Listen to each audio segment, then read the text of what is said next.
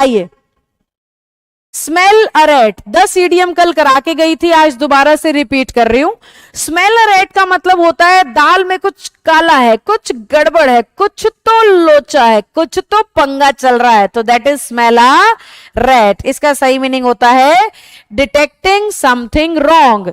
To his heart's content, दिल की संतुष्टि तक, दिल की गहराई तक, जब तक मन नहीं भर जाएगा रसगुल्ले खाऊंगा, मन भर जाने तक रसगुल्ले खाऊंगा, तो अपनी जब तक तृप्ति नहीं हो जाएगी तब तक किसी काम को करना। टू हिज हार्ट्स कंटेंट, हाँ जी, तो दिल की गहराई तक, दिल की गहराई तक, as much as he wanted to. तीसरा हमने कल किया था ऑल ईयर्स, किसी की बात सुनना इतने बड़े बड़े कान करके, यानी पूरा ध्यान लगा के। वेरी अटेंटिव यानी पूरा ध्यान लगा के। Under his nose, under his nose, मेरे सामने जो है वो नाक के नीचे ही है, बिल्कुल आपके सामने जो है उसी को कहते हैं ये तो मेरी नाक के नीचे है, यानी मेरे बिल्कुल सामने ही बैठा है। और बिल्कुल सामने ही बैठा है तो क्या हो गया, right in front of him. बेटा ये मैं कल करा चुकी हूं, इसलिए आज स्पीड से रिवीजन करा रही हूं। नए ईडियम आएंगे तो स्लो स्लो समझाऊंगी, ये सिर्फ रिवीजन है, कोई नया बच्चा हो तो घबराए नहीं। प्लेइंग विथ फायर, आग से खेलना खतरों का काम है भाई, आग खेलने की चीज नहीं होती, मत खेलिए, आग खेलने की चीज नहीं है, खेला नहीं जाता इनसे, खिलौनों से खेलो, है ना, खेलने की चीज आग बिल्कुल नहीं है। बहुत से लोग इमोशंस से खेलते हैं, बहुत से लोग उम्मीदों से खेलते हैं, बहुत से लोग प्यार से खेलते हैं, ये भी खेलने की चीजें नहीं है, खेलो सिर्फ खिलौनों से। आइए, प्लेइंग विद फायर, आग से खेलना खतरों का काम, आग से खेलना खतरों का काम। नेक्स्ट, इन द पिंक, इसमें मैंने कहा था गाल गुलाबी किसके होंगे, जो खाता है सेब, गाल गुलाबी किसके होंगे, जो खाता है टमाटर, गाल गुलाबी किसके होंगे, जो खाता है देसी घी में बनी चीजें, है ना, गाल पिचके हुए किसके होंगे, जो खाता है पिज्जा बर्गर।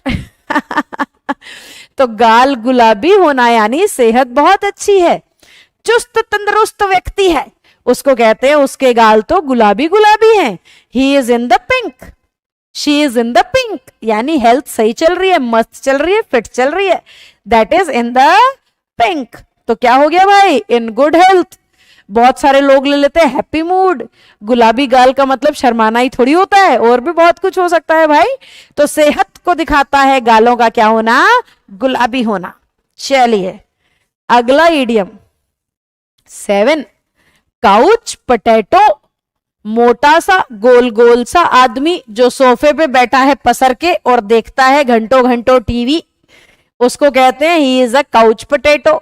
पूरा दिन पसरा रहता है सोफे पे, पूरा दिन देखता रहता है TV, that is couch potato. तो काउच पोटैटो जो पूरा दिन क्या देखता रहे, टीवी देखता रहे। इस पोटैटो को याद करो, इस सोफे को दिमाग में बिठा लो। फोटो क्यों लगाई है मैंने ईडीएम के सामने, ताकि तुम्हारे दिमाग में इमेज बन जाए। देखो किसी भी इंसान का 3 घंटे का लेक्चर याद नहीं रहता है, लेकिन 3 घंटे की मूवी याद हो जाती है।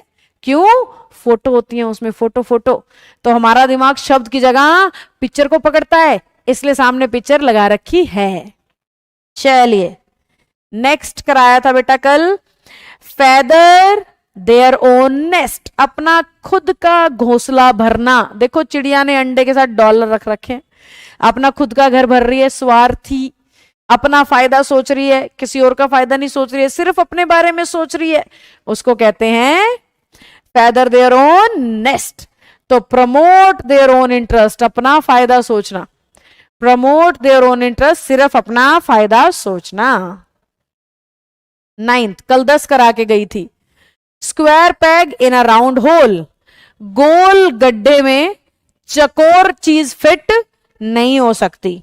तो गलत जगह पे गलत चीज फिट करने की कोशिश कर रहे हो, गलत जगह पे गलत चीज फिट करने की कोशिश कर रहे हो, उसे कहते हैं मिसफिट इन द एनवायरमेंट। वातावरण के हिसाब से गलत है ये व्यक्ति यहां।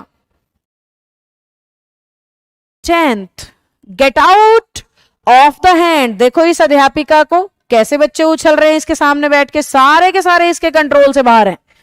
तो get out of control. Out of hand का मतलब होता है आउट ऑफ कंट्रोल। ये सारे मैंने कल पढ़ा दिए थे बेटा, इसलिए फटाफट रिवाइज करा दिए हैं। आइए आज की क्लास का पहला इडियम, 10 में कल करा के गई थी, आज से शुरू कर रही हूं। आज की क्लास का पहला इडियम आपके सामने है क्लोज फिस्टेड पर्सन। देखो मैंने क्या छाप रखा है इस इडियम की इमेज में, एक व्यक्ति की मुट्ठी और उसमें नोट बंद हैं। तो समझो मेरी बात, नोट हैं तो सही पर खर्च नहीं करना चाहता, मुट्ठी बंद कर रखी है, नहीं दूंगा नहीं दूंगा नहीं दूंगा, जो ऐसे कर रहा है वो है क्लोज फिस्टेड पर्सन। फिस्ट होती है मुट्ठी और क्लोज है बंद। मुट्ठी बंद है और अंदर नोट बंद है पर दूंगा नहीं। ऐसे कौन लोग होते हैं? जो कंजूस होते हैं, जिनके पास पैसा है फिर भी खर्च नहीं करना चाहते। वो कौन लोग हैं? कंजूस लोग हैं। पैसा है फिर भी खर्च नहीं करना। चलिए पैसा तो है पर खर्च नहीं करूंगा, क्लोज फिस्टेड हूं मैं, क्लोज फिस्टेड, कंजूस हूं, कंजूस। तो कंजूस को इंग्लिश में काइंड कहते हैं क्या? नहीं, काइंड तो दयालु होता है, स्ट्रॉन्ग मजबूत होता है, क्रूअल निर्दयी होता है, माइजर कंजूस होता है। तो माइजरली पर्सन, एक कंजूस आदमी को कहा जाएगा क्लोज फिस्टेड पर्सन। ठीक है बच्चों। 12 अ बेड ऑफ रोजेस। देखो कितना सुंदर बेड है, कितनी प्यारी इमेज है। ऐसा बेड आपको मिले सोने के लिए तो मजा ही आ जाएगा, आनंदित हो जाएंगे। गुलाब ही गुलाब, एकदम नरम नरम, गदम गदम, है ना? बढ़िया नींद आएगी, उठने का मन ही नहीं करेगा। तो इसको कहते हैं बेड ऑफ रोजेस। मजेदार जीवन, बढ़िया जीवन, खुशनुमा जीवन, सब अच्छा अच्छा चल रहा है, उसे कहेंगे बेड ऑफ रोजेस। तो मुश्किल रास्ता नहीं, इजी और हैप्पी सिचुएशन, हाँ। प्लेजेंट परफ्यूम, खुशबू, खुशबू की बात नहीं नहीं नहीं नहीं। अ वैली फुल ऑफ फ्लावर्स, कोई घाटी जिसमें फूल ही फूल है, नहीं नहीं नहीं नहीं। कल इडियम का मतलब बता के गई थी ना, शब्दों में छुपा हुआ अलग से मतलब निकालना है। इजी और हैप्पी सिचुएशन, घर में सब अच्छा अच्छा बढ़िया बढ़िया होगा ना, तभी बेड पे गुलाब सजा के देंगे, नहीं तो बेड ही नहीं देंगे भाई, धरती पे लिटा देंगे, चल निकल, है ना? तो अच्छे हालात चल रहे हैं, बढ़िया बढ़िया हालात चल रहे हैं, तो उधर ही हम यूज कर सकते हैं क्या? Bed of roses. 13 पे आते हैं बेटा। To flog a dead horse.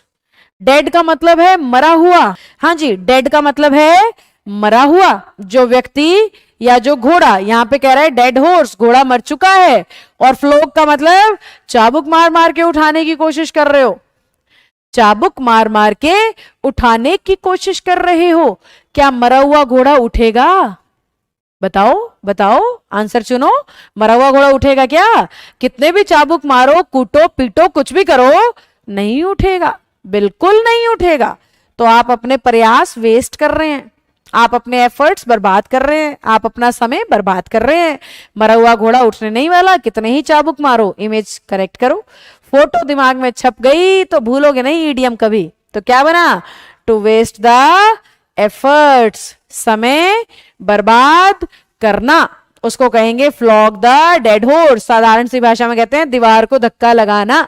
दीवार को धक्का लगाने से कुछ नहीं होने वाला है, आप अपना टाइम बर्बाद कर रहे हो, दीवार बिल्कुल नहीं गिरेगी धक्का लगाने से। गलत व्यक्ति पे कोशिश कर रहे हो, सुधरेगा नहीं, कितना ही मार लो कुछ फर्क नहीं पड़ेगा। तो उसको भी कहते हैं फ्लॉग द या फ्लॉग अ डेड हॉर्स। 14 ले लेती हूं बेटा। बीज नीज, कितनी प्यारी मक्खी है, देखो हमारी क्या लिखा है? बीज नीज। मक्खी की शक्ल देखो जरा,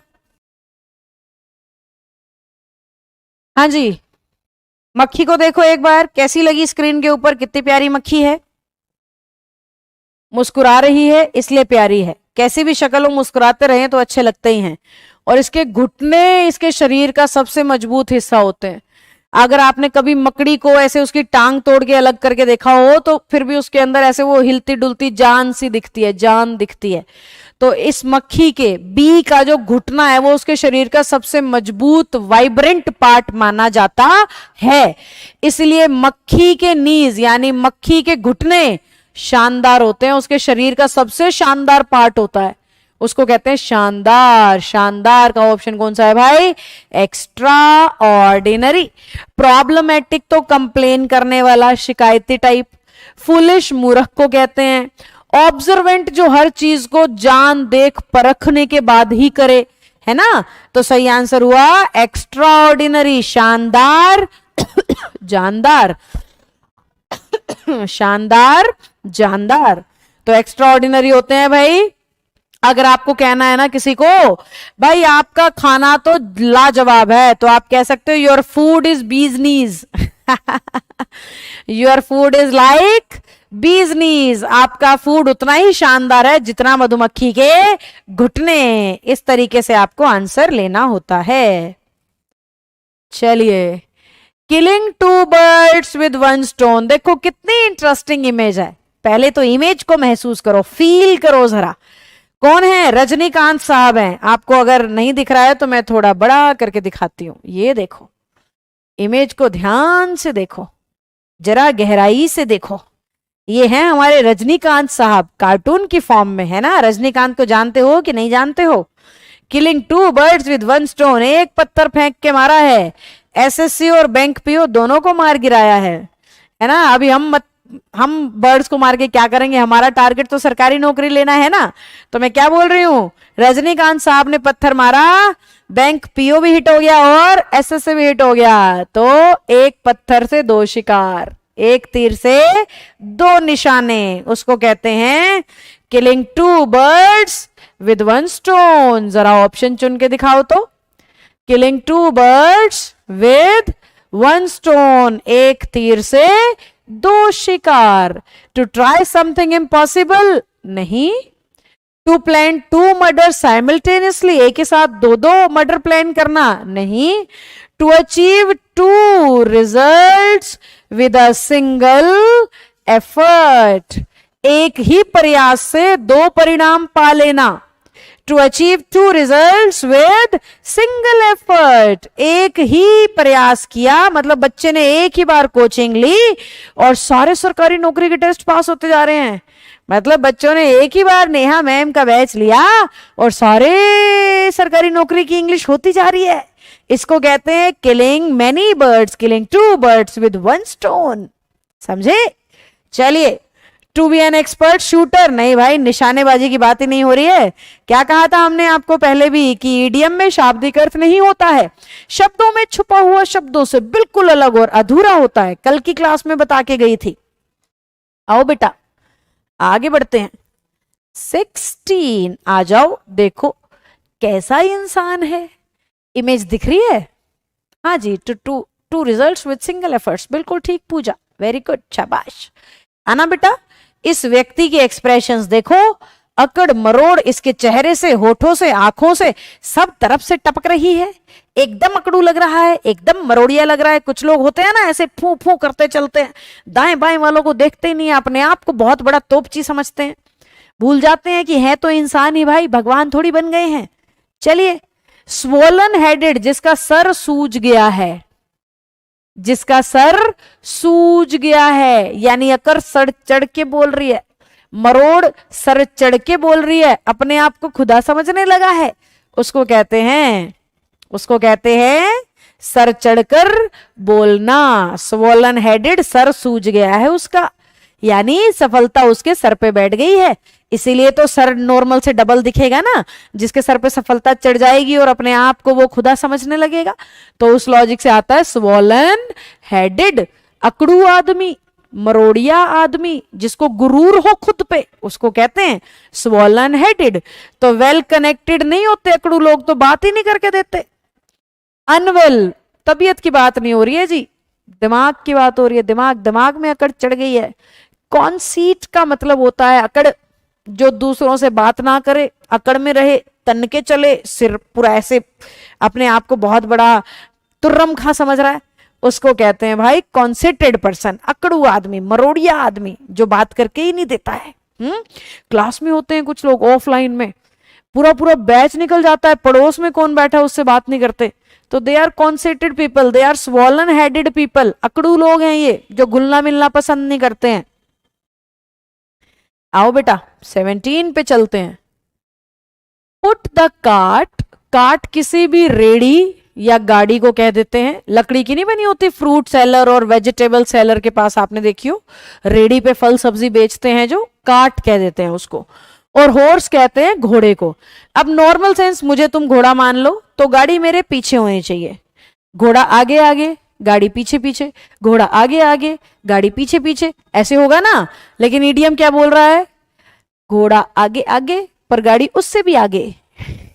देखो इमेज में, देखो इमेज में क्या दिख रहा है, घोड़े के पीछे नहीं है गाड़ी, घोड़े के आगे है गाड़ी। घोड़े के आगे कौन गाड़ी लगाता है भाई, मूर्ख प्राणी, घोड़े के तो पीछे गाड़ी होनी चाहिए, आगे गाड़ी होगी तो घोड़ा दौड़ेगा कैसे। तो उल्टे तरीके से काम कर रहे हो भाई, गलत तरीके से काम कर रहे हो, ऐसे नहीं होता है। उसको कहते हैं put the cart before the horse, काम को उल्टे तरीके से करना, काम को गलत तरीके से करना। Put the cart before the horse. Perform many task simultaneously, एक साथ कई सारे काम करना नहीं। Postpone till the last moment, अंत तक किसी चीज को टालना नहीं। डू थिंग्स स्पॉन्टेनियसली, एकदम से काम को करना नहीं। डू लास्ट थिंग्स फर्स्ट, बाद वाली चीज को पहले करना, यानी काम को उल्टे तरीके से कर रहे हो, गलत तरीके से कर रहे हो, उसको कहते हैं put the cart before the horse. मेरे ख्याल से बात समझ आ जाएगी बच्चों, नहीं तो फोटो दिमाग में छाप लो, बन ही जाएगी बात। कह दोगे ऐसे नहीं होता है भाई, हमें घर में लेसन्स दिए जाते हैं बहुत बार, ये काम ऐसे नहीं होता, कितनी बार बताऊं, हर बार गलत करता है तू। तो इसी सिचुएशन को इंग्लिश में कहेंगे, why are you putting the cart before the horse again and again every time. हर बार गलत कर रहा है यार तू, काम ऐसे थोड़ी होता है। That is put the cart before the horse, काम को उल्टे तरीके से करना। आइए, एंडेड इन स्मोक, किसी चीज का जल के खाक हो जाना। इंसान क्या है, मिट्टी का पुतला कहा जाता है, क्योंकि हमने भी एक दिन जल के खाक हो जाना है, राख हो जाना है, धुआं हो जाना है, कुछ नहीं बचेगा हमारे शरीर का भी। तो इसी को कहते हैं एंडेड इन स्मोक, जिसमें लास्ट में कुछ हाथ ना आए, कुछ नहीं बचा, सब गया, सब जीरो, धुआं बन के उड़ गई चीज, तो कुछ हाथ आया ही नहीं। अब इसमें मुझे कोई खास इमेज नहीं मिली तो मैंने ये जलती हुई बस लगा दी है, सिर्फ ये एहसास कराने के लिए कि इस बस ने जो अभी जलना शुरू किया है, ये ऐसी ही जलती रही ना तो लास्ट में कुछ नहीं बचेगा। तो एंडेड इन स्मोक का मतलब लास्ट में कुछ नहीं बचा, ठीक है। एक्सीड द बजट, बजट बढ़ गया नहीं, टाल मटोल हो गई नहीं, यील्ड नो रिजल्ट, कोई रिजल्ट नहीं आया, सक्सेसफुली कंप्लीट हुआ नहीं। जिस बात का कोई रिजल्ट ना मिले, कोई परिणाम ना मिले, कोई फायदा ना मिले, उसी को तो कहते हैं यील्ड नो प्रॉफिट। आइए नेक्स्ट लेते हैं प्यारे बच्चों, आ जाओ मैदान में। आहा क्या बढ़िया शानदार इडियम आया है। Action speak louder than words, कर्म करो कर्म, मुंह से मत बोलो मैं ये कर दूंगा, मैं वो कर दूंगा, मैं ऐसा बना दूंगा, मैं वैसा बना दूंगा। काम करने लग जाओ, दुनिया को खुद ही दिख जाएगा, कर पाओगे या नहीं कर पाओगे। एक बच्चा मेहनत कर रहा है, उसका रिजल्ट ज्यादा आएगा, या जो मुंह से बोल रहा है, बस सिर्फ मुंह से बोल रहा है कि मैं कर दिखाऊंगा, 3 महीने बाद नौकरी लग जाऊंगा, 20 दिन बाद शादी हो, सिर्फ मुंह से बोल रहा है, कर्म नहीं कर रहा उस तरीके के। तो इंग्लिश का ये इडियम कह रहा है बोलो कम करो ज्यादा, बोलो कम करो ज्यादा, मेहनत करो अपने आप, आपकी मेहनत बोलेगी, आपको बोलने की कोई जरूरत नहीं है। आप अपने काम ऐसे करो, कहते हैं ना तैयारी करो ऐसी खामोशी से कि सफलता शोर मचा दे दुनिया के सामने कि आपने क्या किया। तो खामोशी से तैयारी करो, सफलता खुद ब खुद शोर मचाएगी। तो action speaks louder than words, action speak louder than words. शब्द छोटे पड़ जाते हैं आपके काम के आगे, तो काम ज्यादा करो, बोलो मत उस काम को। आइए, take up a task you can not finish, ऐसा काम शुरू कर दिया जो पूरा नहीं कर सकते, नहीं। Yes, what you do is more important than what you say, बिल्कुल ठीक कह रहे हो इंदु, यही बात है। What you do is more important than what you say. Do something without planning, नहीं। Look for situation in wrong place, नहीं। तो क्या आंसर हुआ, what you do is more important, जो आप करते हो वो ज्यादा महत्व रखता है, इंस्टेड ऑफ जो आप बोलते हो।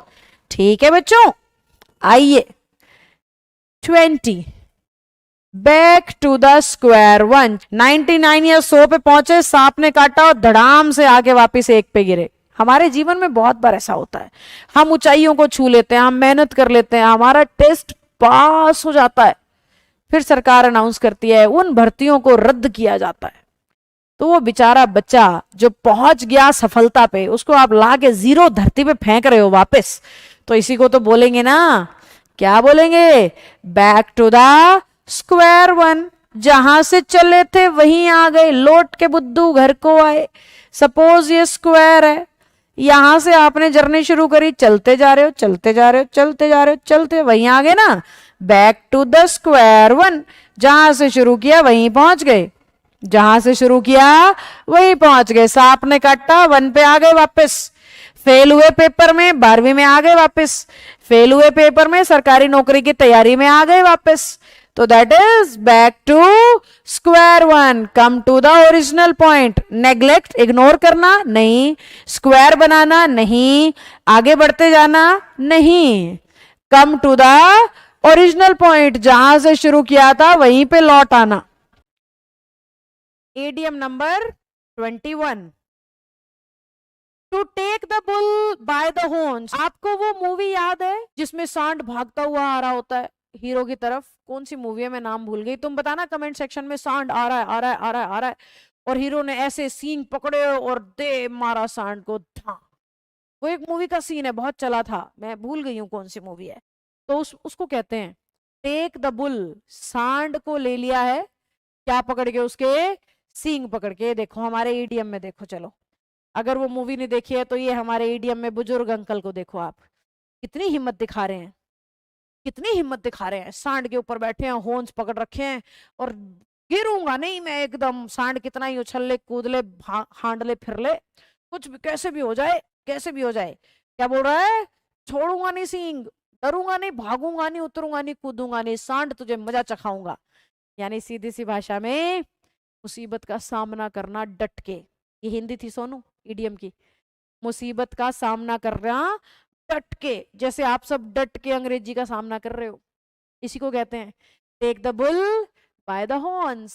जैसे आप इंग्लिश का डट के सामना कर रहे हो, सीख के मानूंगा, हार नहीं मानूंगा, उसी को कहते हैं take the bull by the horns. आओ बेटा ऑप्शंस देखते हैं।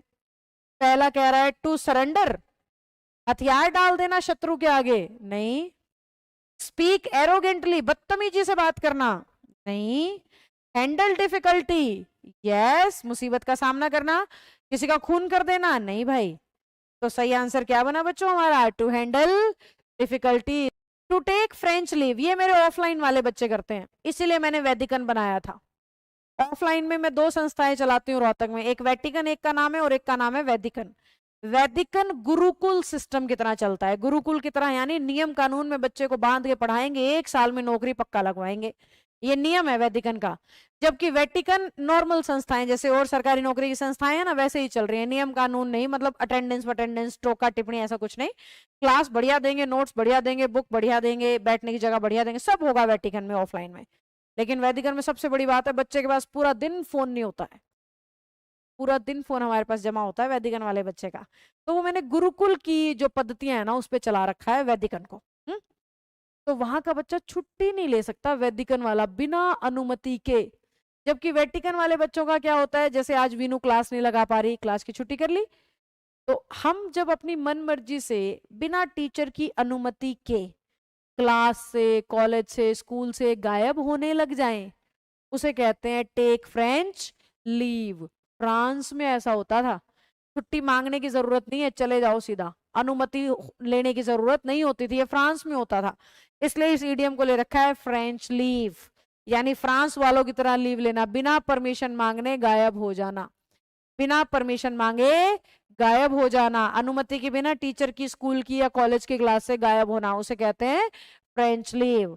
वेलकम द होस्ट, मेहमान का स्वागत करना, नहीं। एक्नॉलेज, कदर करना, नहीं। लीव विद रिटन परमिशन, नहीं। लीव विदाउट, बिना अनुमति लिए गायब हो जाना, बिना अनुमति लिए गायब हो जाना। देखो मैंने क्या इमेज लगा रखी है, ये देखो, बड़े काम की इमेज है। ये है French leave. To be absent from the work without permission. देखो पीछे चोर दरवाजे से निकल के भागा जा रहा है ताकि अनुमति ना लेनी पड़े और चुपचाप से खिसक जाऊं, इसको कहते हैं taking French leave. Blow one's on trumpet, इसको हिंदी में कहते हो अपनी डफली अपना राग।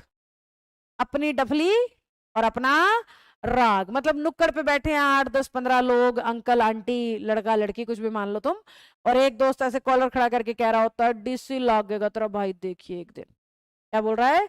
एक दिन मैं क्या लगूंगा, डीसी। ऐसे कॉलर उठा के बोल रहा होता है डीसी लगूंगा भाई, डीसी। अरे नुक्कड़ पे बैठने वाले डीसी नहीं लगते हैं भाई। है ना? तो क्या कर रहा है, अपने बारे में इतनी लंबी फेंक रहा है कि यकीन ना हो। चलिए, तो ब्लो वंस ऑन ट्रम्पेट, अपनी डफली अपना राग, जो अपनी ही तारीफ में लगा रहे। कंडेमन अदर, दूसरों का विरोध करना नहीं, ये दूसरों का विरोध नहीं करता, ये सिर्फ अपनी तारीफ करता है। प्रेज वन सेल्फ, फॉलो भी नहीं करता दूसरों को, अपने आप पे निर्भरता की भी कोई बात नहीं है। बात सिर्फ यहाँ पे है अपनी क्या करना, तारीफ करना। मैं ये हूं, मैं वो हूं, ये कर दूंगा, वो कर दूंगा, ये बन जाऊंगा, धरती उखाड़ फेंकूंगा, आसमान जमीन पे ले आऊंगा। ऐसे लोग। एक इडियम कराया था तुम्हें, action speak louder than words. Action speak louder than word, शब्दों से ज्यादा ताकत होती है कर्मों में, है ना? तो वही तो ये कह रहा है, ये उसका उल्टा कह रहा है। वैसे ये बोल रहा है मैं तो बोलूंगा बोलूंगा बोलूंगा बोलूंगा, करूंगा नहीं, मैं तो बोलता रहूंगा बस। तो अपनी डफली अपना राग, अपनी ही तारीफ के पुलिंदे बांधता रहे जो। चलिए 24, स्पिल द बीन्स। देखो बीन्स होते हैं किसी भी चीज के दाने, और फैल जाने का मतलब बिखर गए। अब ये बात से हम मुहावरे तक कैसे पहुंचे, मेरा काम है कहानी बना के तुम्हें उस बात को समझा देना, तो ध्यान दो मेरी तरफ। स्पिल्ड द बीन्स का मतलब है, हम सपोज करते हैं आपके घर पे, या आप किसी स्कूल में कॉलेज में जाते हो, आपके बच्चे स्कूल कॉलेज में जाते हैं, या कहीं सरकारी नौकरी की संस्था पे आप जाते हैं, तो सपोज आप बेंच पे बैठे हैं। कहाँ बैठे हैं? उस रूम के बेंच पे बैठे हैं। आपके पड़ोस में आपका परम मित्र बैठा है। आप दोनों क्लास लगाने लग रहे हो, बड़े अच्छे से टीचर पढ़ा रहा है, जोरों शोरों से लगा है, और आप दोनों भी पूरा फोकस करके टीचर की बात सुनने में लगे हैं। इतने में ही आपका पड़ोसी जेब से कुछ निकालता है और धीरे धीरे खा जाता है। फिर थोड़ी देर में फिर जेब से कुछ निकालता है, फिर खा रहा है, फिर निकाल रहा है, खा रहा है, फिर निकाल रहा है, खा रहा है, फिर निकाल रहा है, खा रहा है। अब बिल्कुल पड़ोस में बैठा आदमी ऐसे चक्कर चक्कर चक्कर चक्कर करेगा तो मुंह में पानी तो आ ही जाएगा। तो जो दूसरा बच्चा है जो खा नहीं रहा है, वो उस खाने वाले बच्चे को कह रहा है यार थोड़ा इधर भी आने दे, मुझे भी चाहिए, हैं? और वो जो दोस्त है ना जो खा रहा है, बड़ा छोटे दिल का है, कह रहा है नहीं नहीं, बादाम खा रहा हूँ, बड़े महंगे आते हैं, एक भी नहीं दूंगा। तो छोटे दिल का दोस्त है भाई, वो कह रहा है एक भी नहीं दूंगा। इतने में पड़ जाती है टीचर की नजर दोनों पे, और टीचर कहते हैं खड़े होकर स्टेज पे आओ, ऐसे कैसे तुम मेरी बात क्लास में बात कर रहे हो। तो वो जो बादाम खाने वाला बच्चा है वो खड़ा होके ठुमकते ठुमकते चलते हुए कहाँ आ रहा है? स्टेज पे आ रहा है। और जेब फटी होने की वजह से ना उसके सारे चने बिखरते जा रहे हैं। वो स्टेज की तरफ आता जा रहा है, चने बिखरते जा रहे हैं, वो स्टेज की तरफ आता जा रहा है, चने बिखरते जा रहे हैं। अब याद करो मेरी बात, उसने अपने दोस्त को बताया क्या था? मैं तो बादाम खा रहा हूँ, बड़े महंगे आते हैं, नहीं दूंगा। और जब स्टेज पे आ रहा है तो बिखर कह रहे हैं चने। खा रहा था कुछ, बता रहा था कुछ, खुल गया ना राज, आ गई ना छुपी हुई बात दुनिया के सामने। झूठे आदमी, चने खाते हो, बादाम बताते हो, तो आपकी कोई ऐसी बात, कोई ऐसा रहस्य जो दुनिया के सामने बिखरा बिखरा पड़ा है, आपका कोई ऐसी छुपी हुई बात जो दुनिया के सामने आ गई है, आ चुकी है, उसे कहते हैं, क्या कहते हैं भाई? स्पिल द बीन्स, छुपा हुआ रहस्य दुनिया के सामने आ जाना। तो देखो, पैसा बर्बाद कर रहे हो नहीं, मेहनत कर रहे हो नहीं, मैजिक परफॉर्म कर रहे हो नहीं, गिव अवे अ सीक्रेट। मैंने ऑप्शन भी नहीं बदल रखे, ऑप्शन भी वही हैं जो पेपर में आए थे। तो गिव अवे अ सीक्रेट, अपना कोई रहस्य दुनिया के सामने ले आना। ये लीजिए अगला इडियम आज की क्लास का। To paddle one's own canoe, canoe boat को कहते हैं, बोट, किश्ती कह लो, आसान इंग्लिश। और पेडलिंग समझते हो, बोट में ऐसे पेडल्स होते हैं, ऐसे ऐसे ऐसे ऐसे पेडल मारो और बोट आगे चलती चली जाएगी, ठीक है। तो ये कह रहा है टू पेडल वंस ओन कैनोए, अपनी बोट को पेडल खुद करना, यानी अपने काम को खुद करना, यानी खुद पे निर्भर होना, स्वयं पे भरोसा होना कि मैं ये काम को कर लूंगा, मैं इंग्लिश सीख लूंगा, मैं नौकरी लग जाऊंगा, मैं दुनिया की इंग्लिश सुधार दूंगी, मैं मेरे को ऐसा करना चाहिए। मुझे ऐसा लगता है कि मैं बहुत सिंपल भाषा में समझाती हूँ, एक्सप्लेनेशन जो है वो नॉर्मल दुनिया के देती हूँ तो थोड़ा जल्दी समझ में आता है। तो मुझे ऐसा लगता है कि मैं सिखाने में सक्षम हूँ इंग्लिश, कमजोर से कमजोर बच्चे को भी। तो ये मैं कह रही हूँ ये काम मुझे खुद करना होगा। तो पैडल वंस ऑन कैनोए का मतलब स्वयं किसी काम को करना, स्वयं जिम्मेदारी लेना कि मैं खुद करूंगा। देखो क्या इमेज लगाई है मैंने इस पे, बड़ी इंटरेस्टिंग इमेज है। ये इमेज है, देखो इस ईडियम पे ये इमेज मैंने लगा रखी है। पेडलिंग हिज ओन, अपनी किश्ती खुद चलाना, अपनी नैया को खुद संभालना, अपनी डूबती नैया को खुद बचाना। इस नाव के दो टुकड़े हो गए, एक टुकड़ा ये है और एक टुकड़ा ये है, ध्यान से देखो।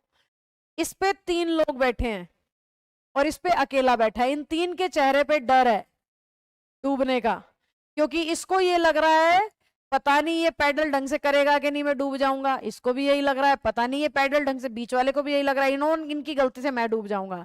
ये खुश है बेचारा, जबकि हमें इमेज देख के लग रहा होगा सबसे ज्यादा संभावना तेरे डूबने की है, हैं?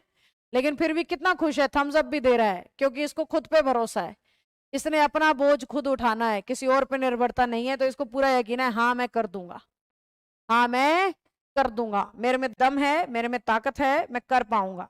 तो ये आप इमेज को दिमाग में बिठाना। और अब हम ईडीएम पे चलते हैं। पैडल वंस ऑन कैनोए का मतलब बहुत ज्यादा एक्सरसाइज करना नहीं, बहुत ज्यादा रेस्ट लेना नहीं, अपने ऊपर निर्भर करना हाँ, बच्चों वाला बिहेव करना नहीं। तो क्या हुआ, डिपेंड ऑन वन सेल्फ, स्वयं पर निर्भरता होना।